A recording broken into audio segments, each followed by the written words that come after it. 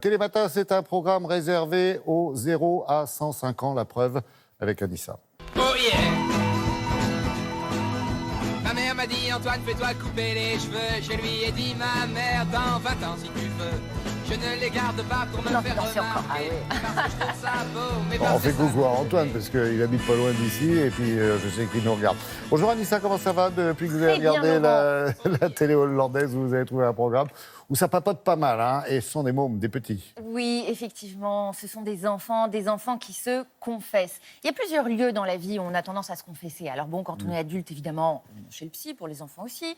Souvent, vous savez, vous avez l'archétype du barman, et il y a un autre endroit. Et c'est cet autre endroit où on a l'habitude de passer aux aveux, qui va être le cœur de cible des confessions de ces jeunes enfants, avec la photo que vous voyez. On a compris. Vous avez compris. C'est chez le coupe-nouille. Chez le coiffeur. L'émission s'appelle L'Essentiel. Elle est diffusée sur NPO Zap. Et dans cette émission, c'est simple, il n'y a que des adjectifs, si vous voulez, qui se contredisent. C'est sensible, c'est drôle, c'est profond, mais c'est aussi léger. Ça vous donne envie de sourire et ça vous met aussi la larme à l'œil. Et il n'y a que des enfants pour faire ça, parce que les enfants sont tout à la fois, tout ça à la fois. Et je vous laisse déjà prendre un petit avant-goût de ce qui nous attend.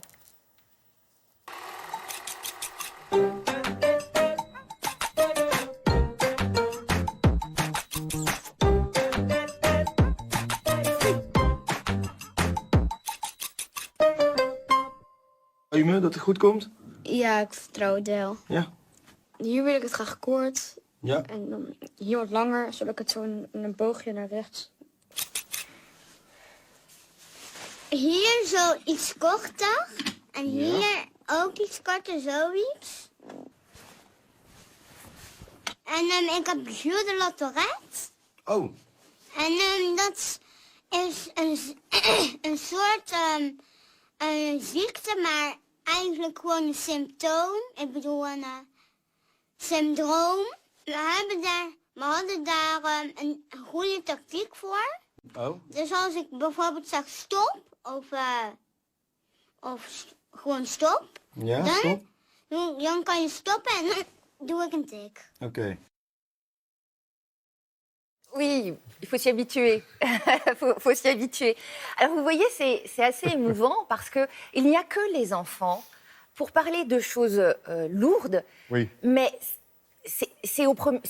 c'est léger, si vous voulez, dans la façon de l'appréhender. C'est comme ça, c'est un C'est fait. ce que disait Jacques Martin sur France 2 notamment, les enfants sont formidables. Et ils sont formidables, et c'est exactement ce qu'on se dit en regardant cette émission. Ils n'ont pas encore, si vous voulez, ces filtres qui viennent nous abîmer avec le temps. Eux, ils sont bruts de pommes.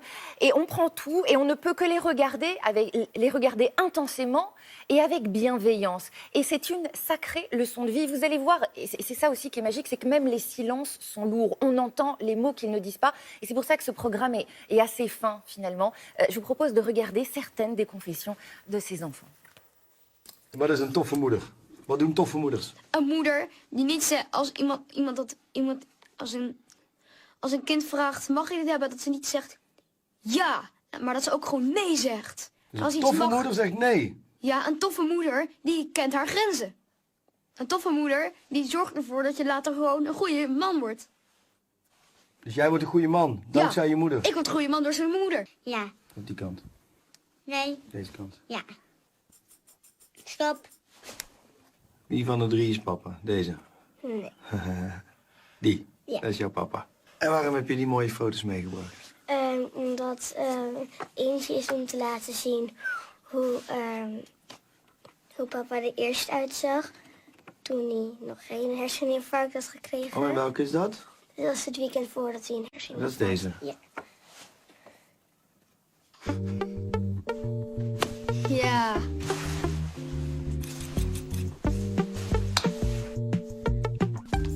Doei.